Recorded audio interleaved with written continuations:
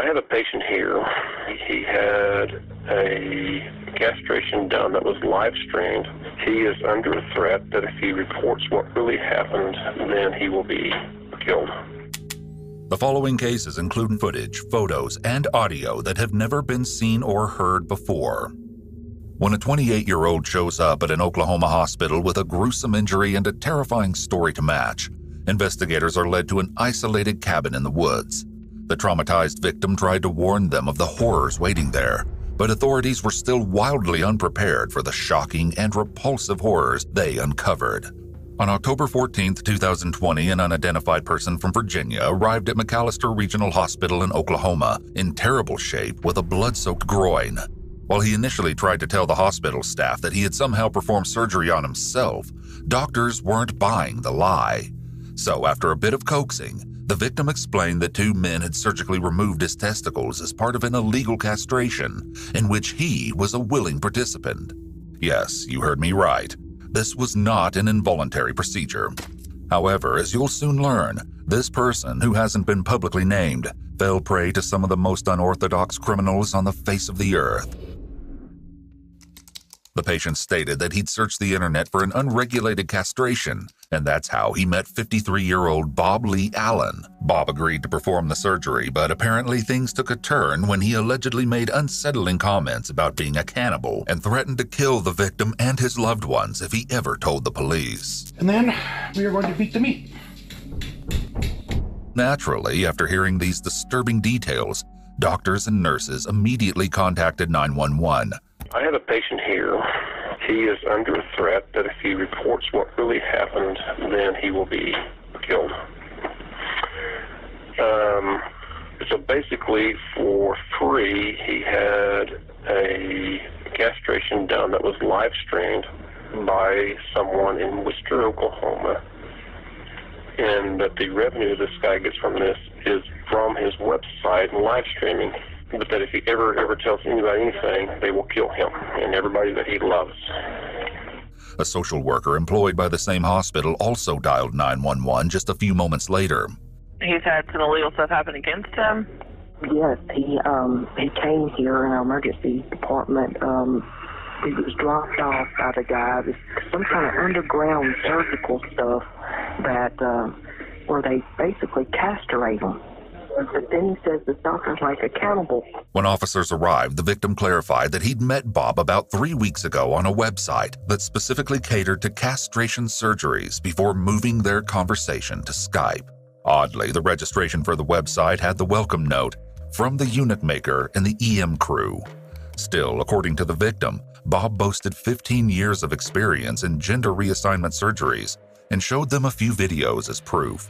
In March 2004, I went to the doctor, and after several misdiagnoses, it was determined I had low testosterone.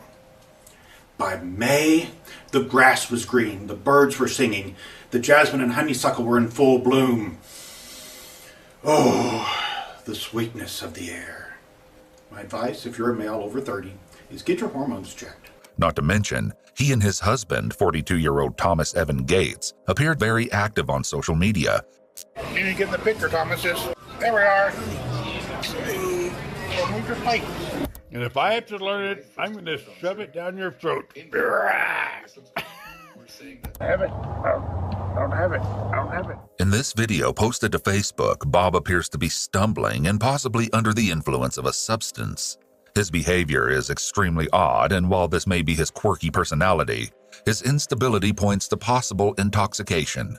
Bob also makes several disparaging remarks about himself, mainly, I'm a whip, so that's your videos. Bob's a whip.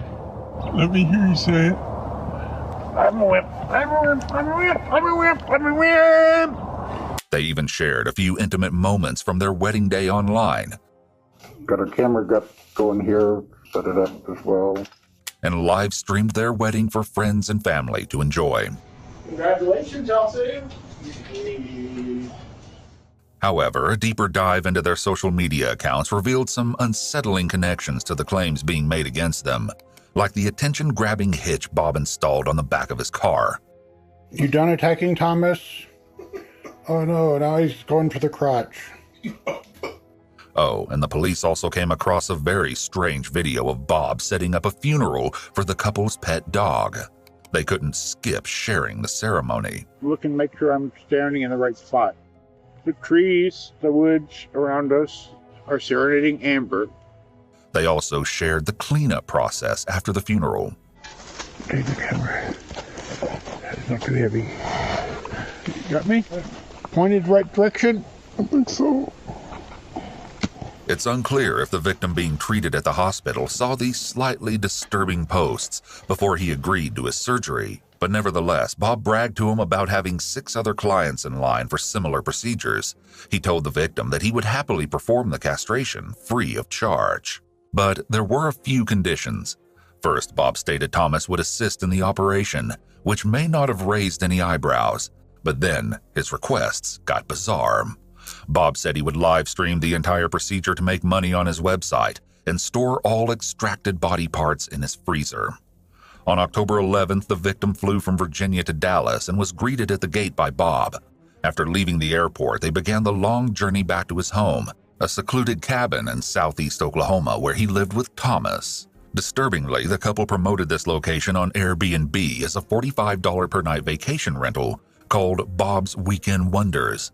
Got 4 bunk beds, well, two bunk beds, 4 beds total. Then we got another bathroom and our master bedroom.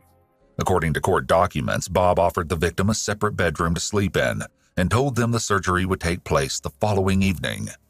At around 5 p.m. on October 12th, Bob and Thomas performed the 2-hour procedure using only local anesthetic, meaning the patient was awake the entire time. While details surrounding the operation are limited, investigators learned it took place on a wooden table blanketed in hospital gowns. Parts of the victim's statements have never been verified or proven, but according to him, soon after Bob finished the surgery, he laughed and called himself a cannibal, saying he would later eat his body parts. Oh, and he also recalled Bob stating he'd performed a similar operation on another person who he called crazy, and that he'd intentionally failed to stitch up the wound, leaving them to bleed to death overnight. The next day following the surgery, the victim woke up to excessive bleeding, and after briefly losing consciousness, he begged Bob to transport him to the hospital. Initially, Bob coldly replied, "No ER, no morgue," and refused the desperate requests, but for unknown reasons, he had a change of heart later in the day and drove the gravely injured patient to the hospital. While en route to the hospital, the victim recalled Bob threatening that if he passed out or died during the drive, he would dump his body in the woods. Then, when they arrived at the hospital, Bob reportedly commanded, if anyone asks, he'd done it to himself. So after getting a complete statement of the horrifying incident from the victim, officers obtained a search warrant for Bob and Thomas's cabin on October 15th. And despite knowing the sickening tale, what they found was far beyond their worst nightmares. When they arrived, deputies immediately noticed that there were no cars at the residence, and they gained entry by kicking the door down. Once inside, officers uncovered a freezer containing a plastic Ziploc bag with what appeared to be testicles. Oh, but that's not all. They also found various prescription drugs, adult diapers, surgical tools covered in blood, restraint straps, and a locker containing bags of psychedelic mushrooms. Finally, officers seized several storage devices with recordings of different surgeries. As the search was going on at their home, Bob and Thomas were actually arriving at the hospital, supposedly to check in on the victim. Both men were immediately taken into custody. Bob adamantly denied any claims of cannibalism, but regardless, he and Thomas were each charged with felony counts of performing unlicensed surgery, conspiracy to commit unlicensed surgery, maiming an assault, and battery with a dangerous weapon. Both men also faced a misdemeanor charge of failure to bury the removed parts. Even though Thomas allegedly only assisted Bob with these illegal acts, Thomas was charged for acting in concert and therefore faced the same charges as Bob. Thomas accepted a plea deal in which he would testify against Bob, and in exchange, the felony charges against him were dropped. Thomas received a sweetheart deal. Oftentimes, the first person to flip on the other gets the better deal. Bob was set to go to trial, but he ultimately entered a plea of no contest and was sentenced to 10 years in prison plus 2 years in jail. Despite the victim making a full recovery, Bob told the judge he chose to enter this plea because a jury might convict me.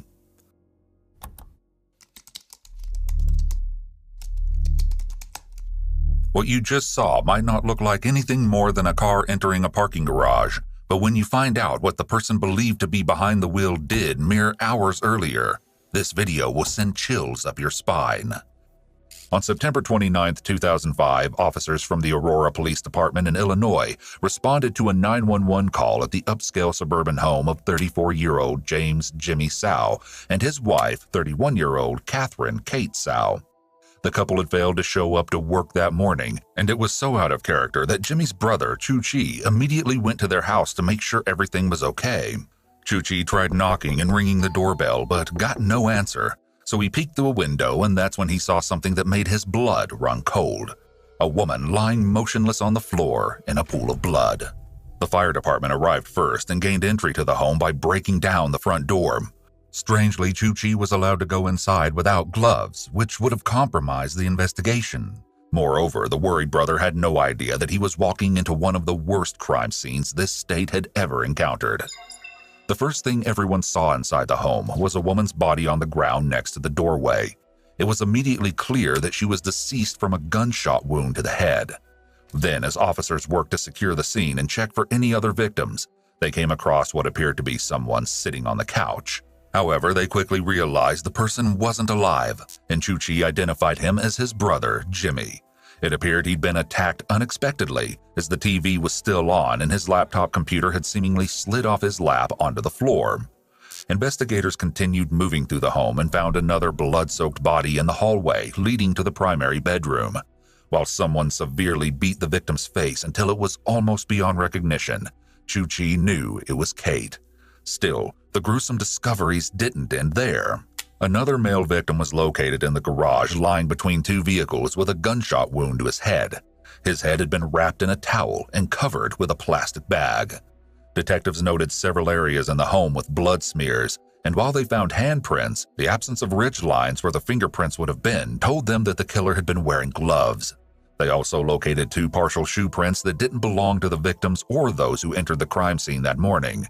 Finally, there were no signs of forced entry into the home. The lack of forced entry and the overkill committed to Kate are both indications that the perpetrator was likely known to the victims and possibly motivated by rage. Next, as authorities worked to identify the two unknown victims, they also began scouring the neighborhood looking for potential leads.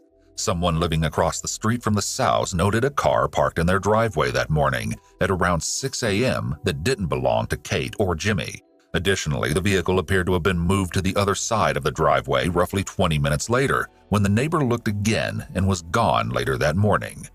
Another neighbor of the Hansons reported that the whole house was bright at around 2 a.m. that night, which she stated was very unusual.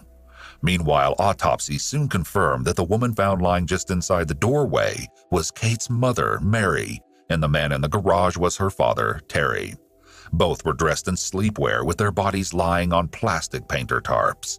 The medical examiner also disclosed the horrible truth about what had happened to the four victims. Kate had suffered 40 wounds, including 22 abrasions and bumps on her head and 18 on her torso and limbs. The medical examiner believed some of the injuries on her body to be defensive, like her ring finger, which had been bent backwards so violently that it snapped. Jimmy's death resulted from 12 brutal blows to his head with an unknown object, possibly a metal pipe or baseball bat, which left indents in some places. Terry and Mary both passed away from a single gunshot wound to their heads. While Terry had been shot at close range from behind, Mary appeared to have been facing her attacker when the fatal shot was fired. Finally, the medical examiner stated that none of the victims had any traces of drugs or alcohol in their system. Based on the state of the bodies, it was evident they hadn't been dead for long, but investigators still needed to narrow the timeline. Forensic analysis of Jimmy's computer revealed that the last keystroke was made just before 11 p.m. on September 28th, the day before 911 was called. Therefore, it appeared that at least his murder took place at that time.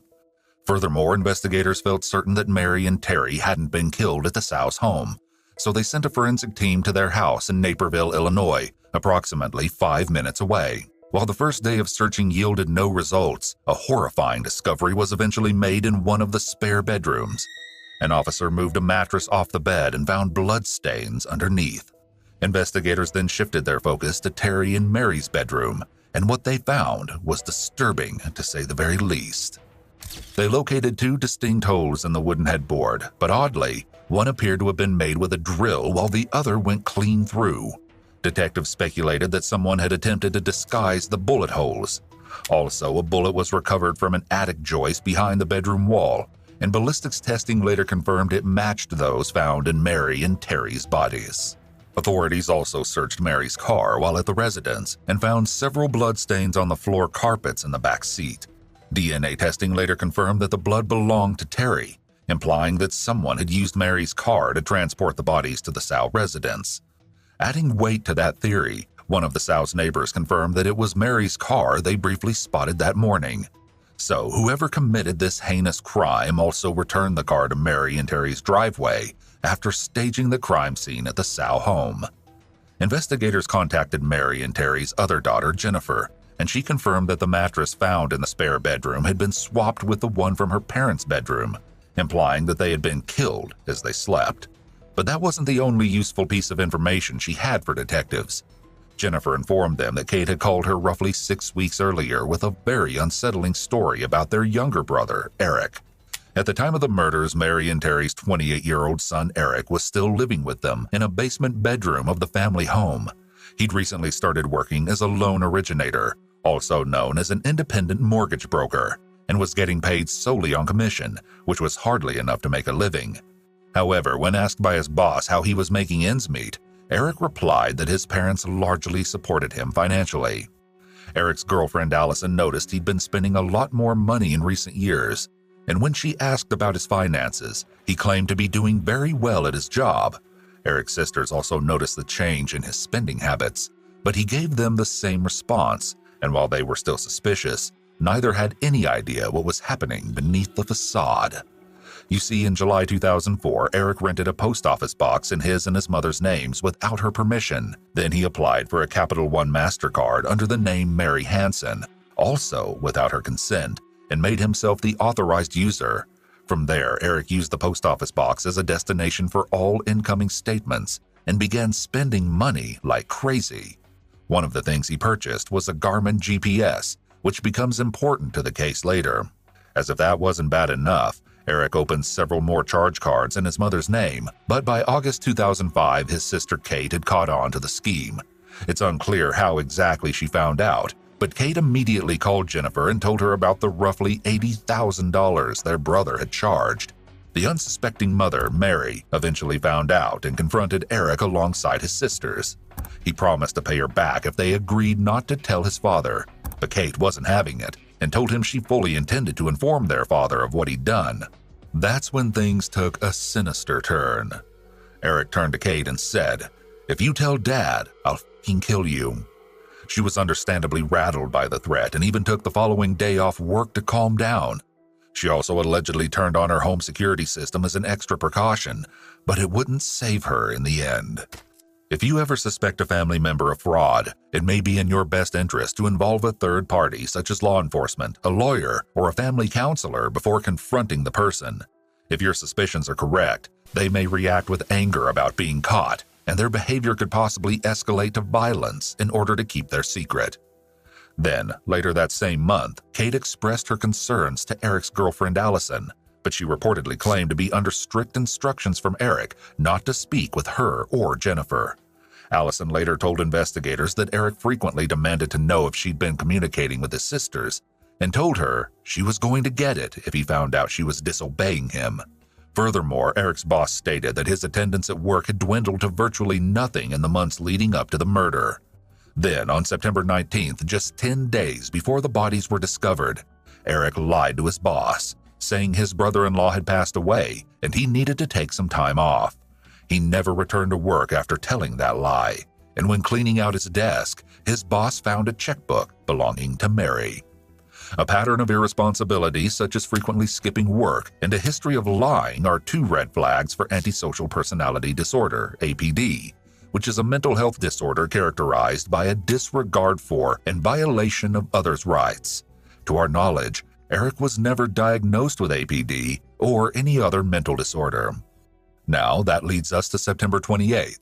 Eric called his sister Jennifer and asked to stay overnight at her house in Minnesota for an upcoming Vikings game.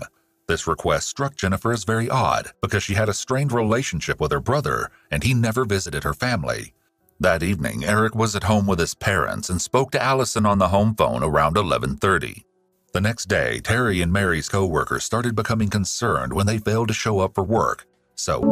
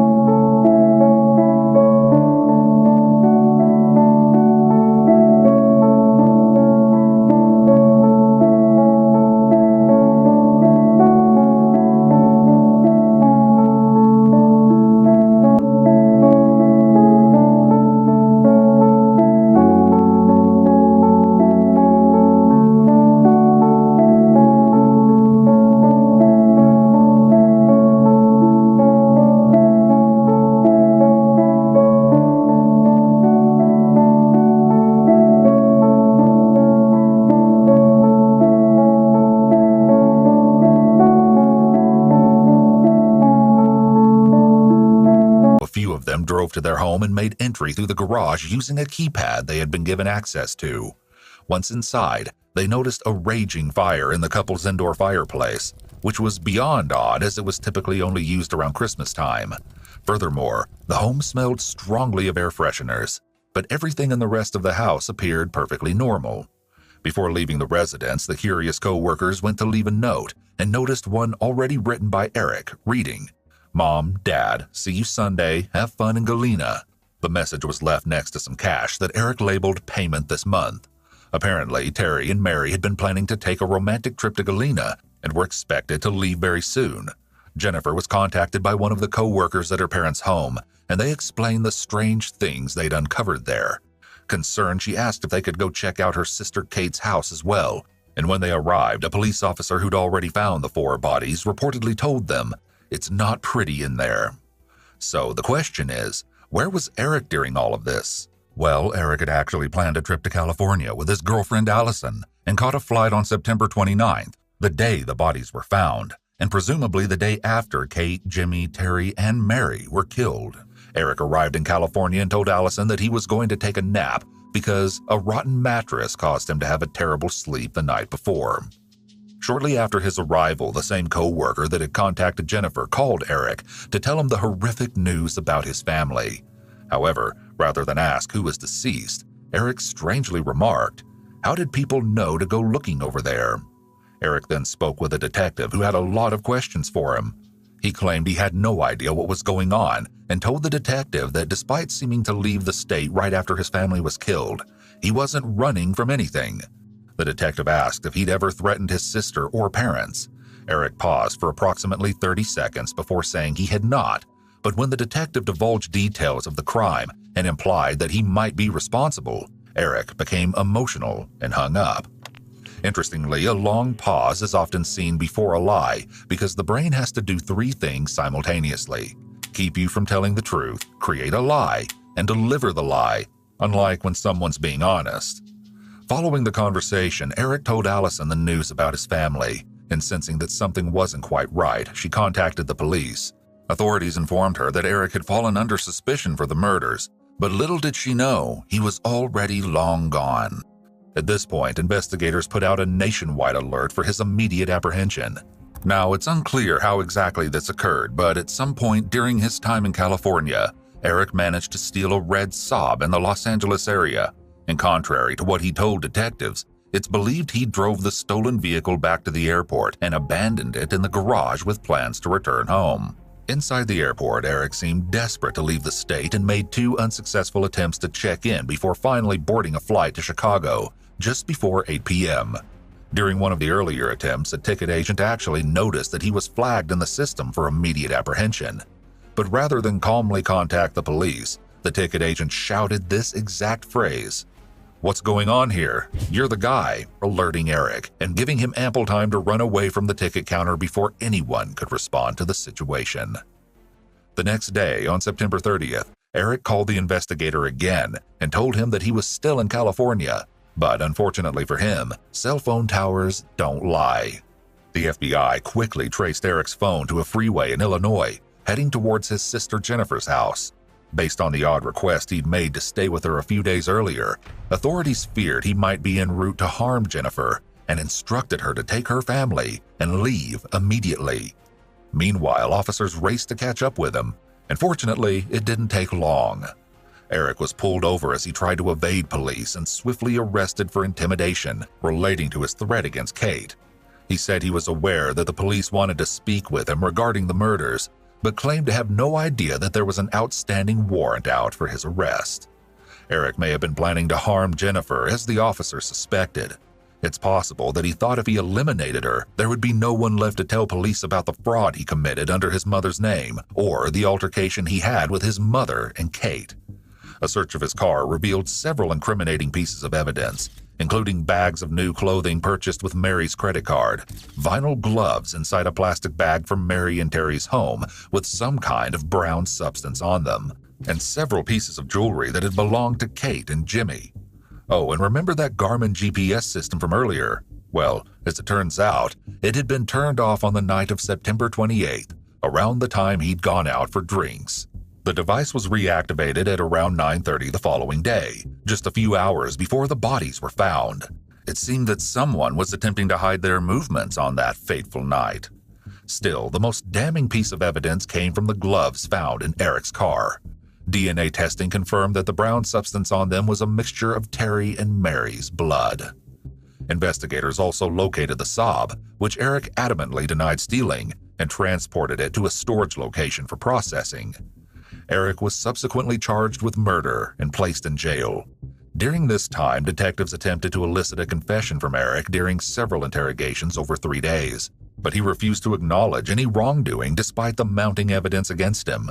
Instead, Eric admitted that he had a poor relationship with his family members, but claimed he wasn't a bad person and could never kill them. However, contrary to his claims, detectives eventually determined that Eric had stolen more than $140,000 from his parents via credit card fraud. Eric's trial commenced in February 2008, and the evidence against him was overwhelming. Some of the most incriminating details were that Eric would have been present in the home when his parents were shot, though he testified that he never heard gunshots and that bloody gloves containing Mary and Terry's DNA were found in a plastic bag in Eric's car. But that wasn't it. In order for the jury to find him innocent, they would have to believe that the GPS device in Eric's car somehow deactivated itself, and that someone besides him got into Kate and Jimmy's house and bludgeoned them to death, and also got into Mary and Terry's house, all without breaking in, and shot them while Eric was sleeping downstairs. And finally, the jury would have to believe someone other than Eric attempted to make it look like the Sow's home was the primary crime scene, thus deflecting suspicion from Eric. In the end, Eric was found guilty of 4 counts of first-degree murder, 2 counts of armed robbery, 2 counts of aggravated kidnapping, and 2 counts of identity theft. Prosecutors succeeded in proving beyond a reasonable doubt that Eric had killed his family in order to cover up his theft. Eric was ultimately sentenced to death, but after appealing the sentence, the residing governor commuted his sentence to life imprisonment after dropping the aggravated kidnapping charge.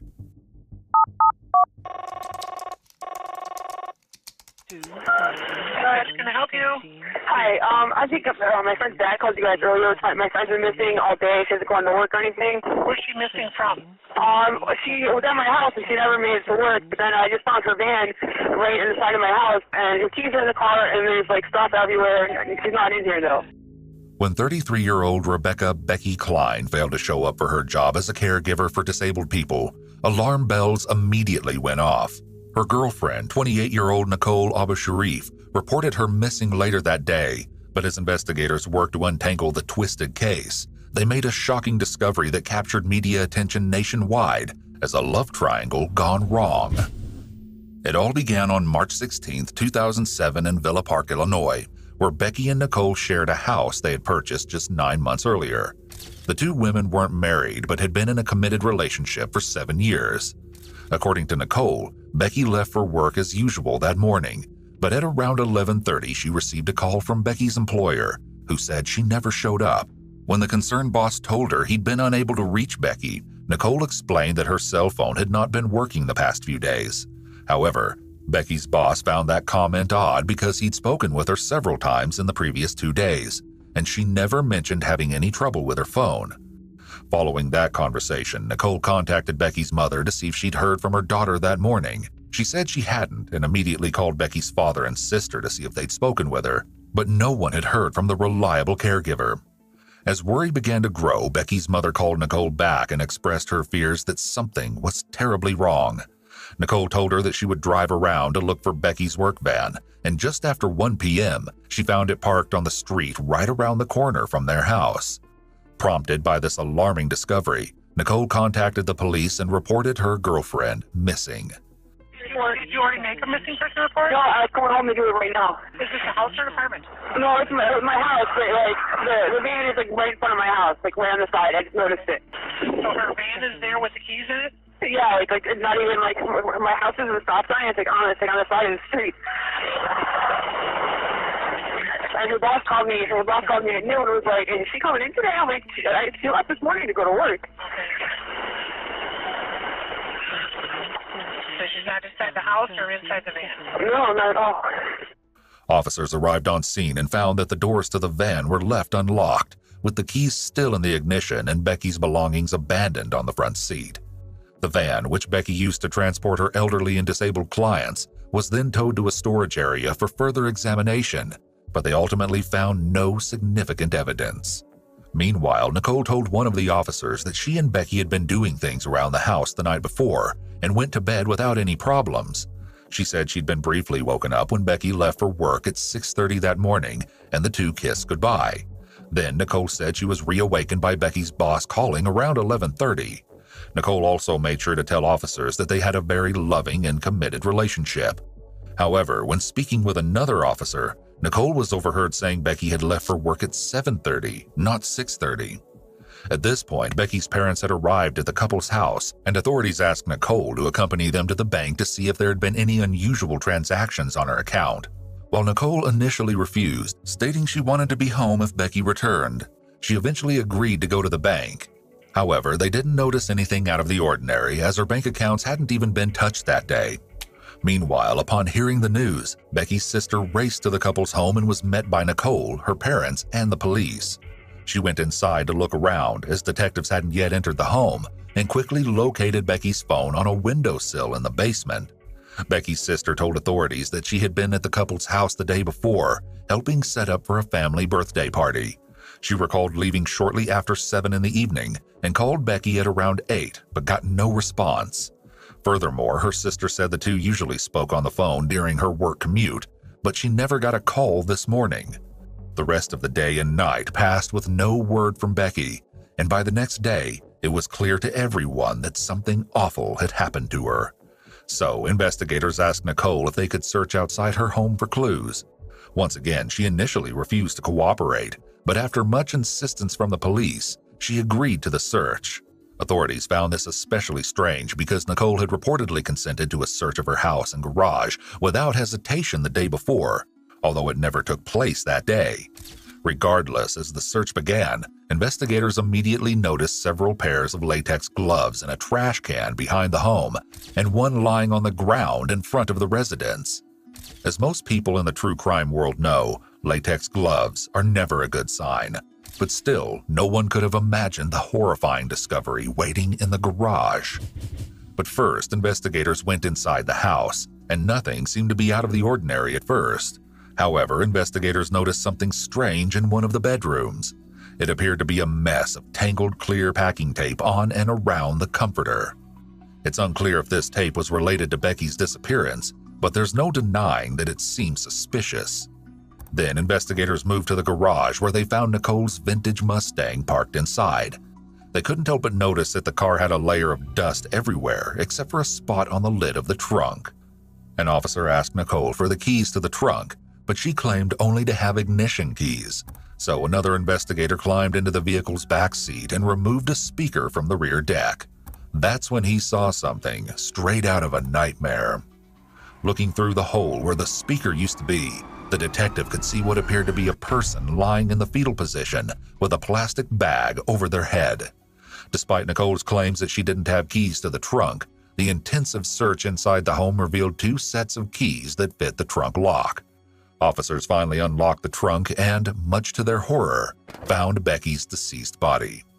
Her hands and feet were bound with duct tape, and her mouth had also been taped shut. Becky also had bandanas covering her eyes and mouth, and a plastic bag taped around her head. Detectives cordoned off the home as it officially became an active crime scene. Becky's autopsy showed no outward signs of injury and listed her cause of death as suffocation. According to the medical examiner, someone had secured the plastic bag over her head so tightly that no air could get through. Finally, based on the contents of her stomach, they determined that Becky had been killed within an hour and a half of her last meal.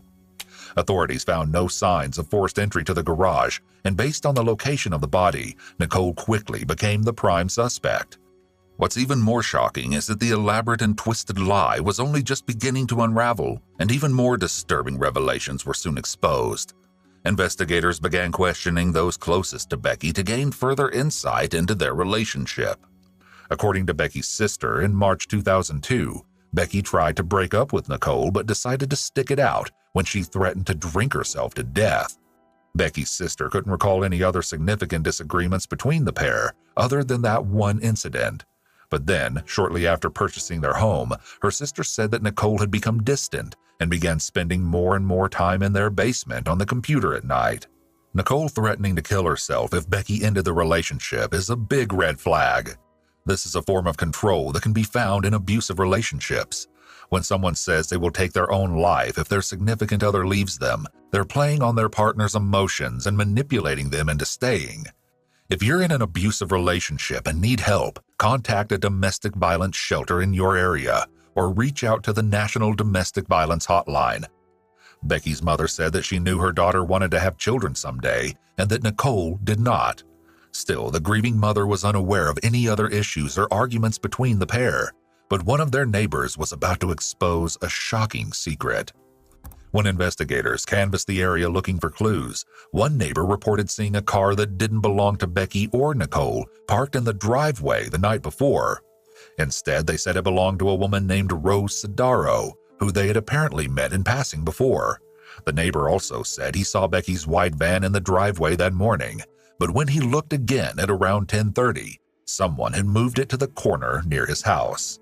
Now, this is where things take a wild turn. As it turns out, neither Becky nor her family had any idea that Nicole had been secretly talking to and hanging out with a 19-year-old woman named Rose. When detectives inquired about whether she may have been unfaithful to Becky, Nicole claimed Rose had simply left her car in her driveway overnight and gotten a ride home from another friend because she was intoxicated. Nicole said she never stayed the night, and she stated that she didn't even know her phone number or home address.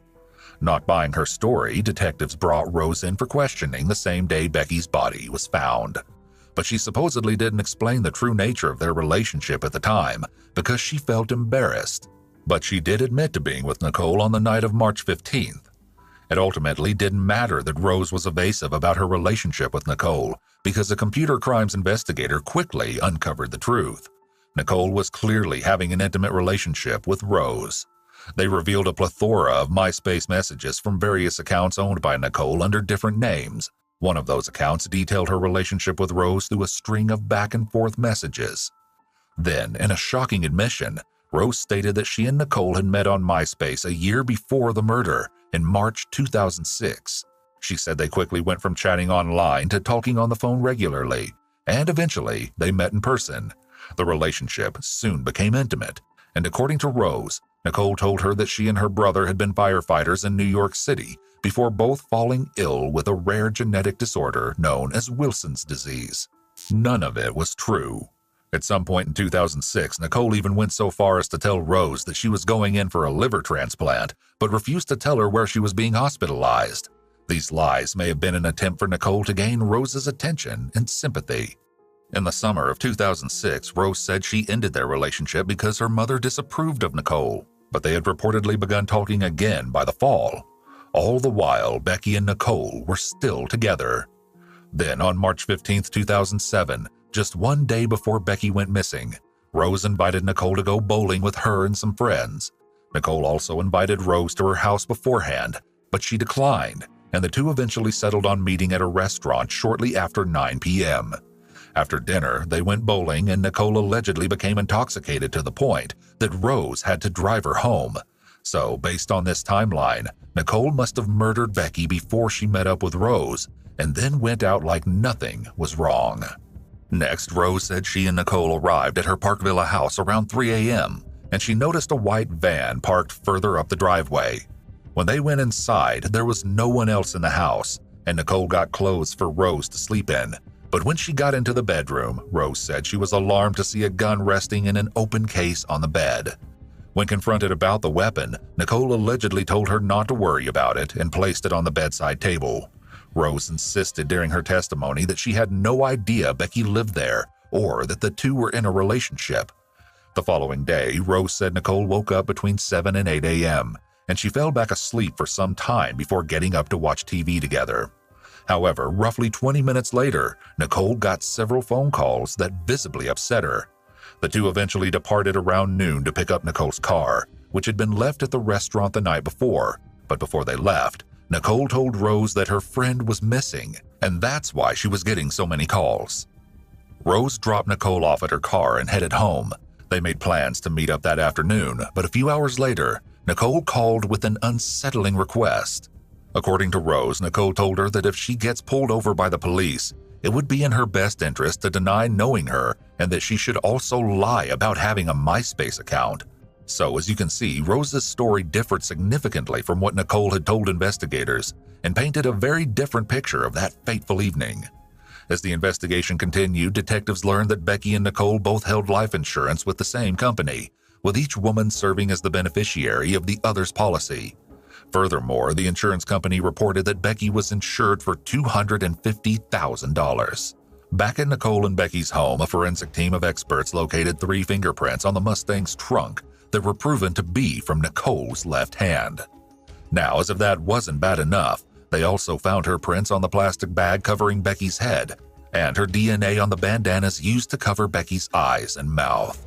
Finally, detectives found a roll of duct tape in the garage containing Nicole's fingerprints that, based on tearing patterns, appeared to match pieces found on Becky's body. So it seemed Nicole hadn't been wearing those latex gloves after all.